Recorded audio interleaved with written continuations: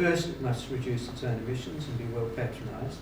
It makes no environmental or economic sense running empty carriages or buses. Achieving this is difficult in a growing city like Melbourne, a city that continues to sprawl geographically with a public transport service that already requires a massive injection of funds to bring it up to internationally accepted standards of best practice.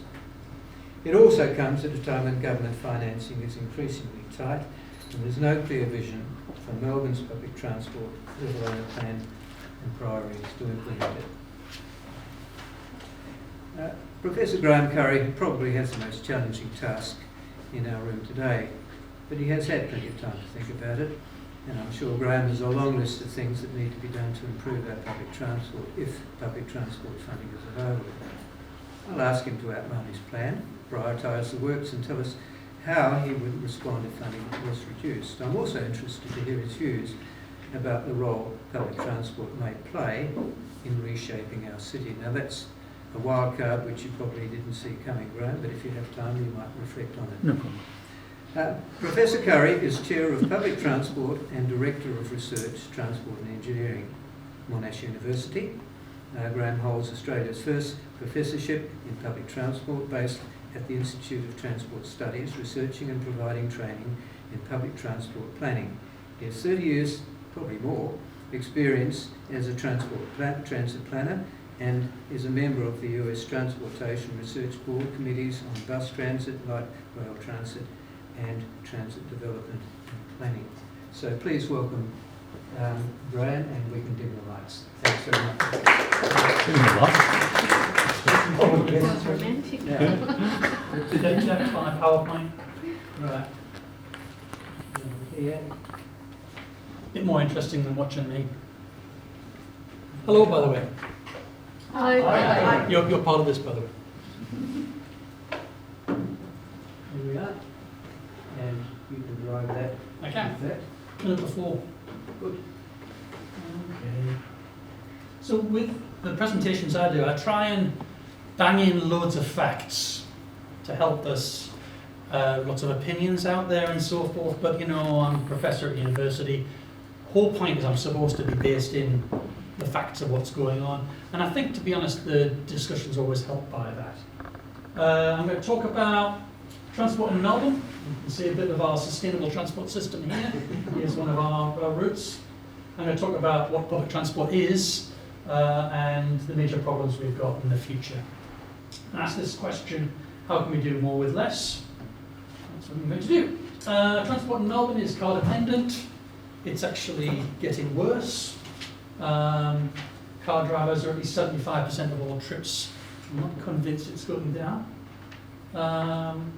Traffic congestion, these are the forecasts from previous federal governments. 3 billion a year to 6 billion, that's 2020. As you'll see later on, it's getting worse. That was the predictions between 2006 and 2021. We'll go in red, not in a good way. In a bad way, that's traffic congestion. You can probably see where you live in Melbourne. The Australian Railway Association did some work on impacts on GDP. We've got the worst congestion costs in the developed economies as a share of our GDP. Why have we got that unusual feature? Because we are higher car dependent than most places, apart from the USA. Our urban density is really low. We have a mega city here without the population, at the moment anyway. The size of our city is bigger than London, but we've got everybody spread around. Which is, as a result, more of our wealth is spent on transport than many other places. It's kind of the Australian condition. We never talk about it, but transport's very, very important to the nation. What's public transport? If we're going to talk about public transport in Melbourne, we're going to start with the bus. Why would we start with the bus? We've got these fantastic trams. Because 70% of the city is covered by buses. And that's a really big problem because our bus service in Melbourne, if you live in Melbourne, 70% of the population, buses are the local public transport. It's a real problem because we haven't got much.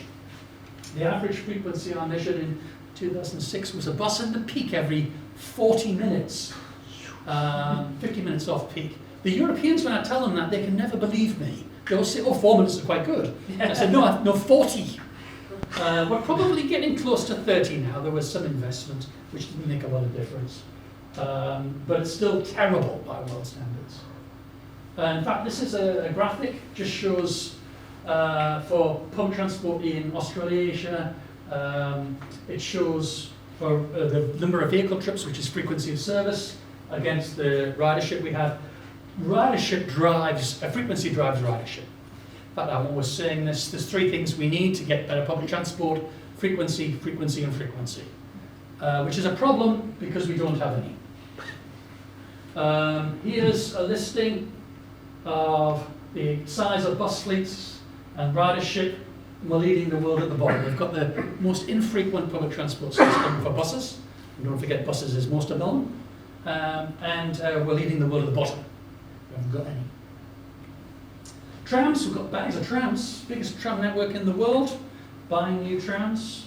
In an area, of course. Unfortunately, they're streetcars. They're getting slower because the traffic's getting worse, because we're not segregating them from traffic. Why is that a problem? Because we have the biggest streetcar network in the world by far. In fact, the second biggest, Melbourne's 167 kilometres of mixed traffic operation. Toronto is the second biggest in the world with 70. So we're more than double the size of the problem Toronto has. So this is what our trams look like. We take, 9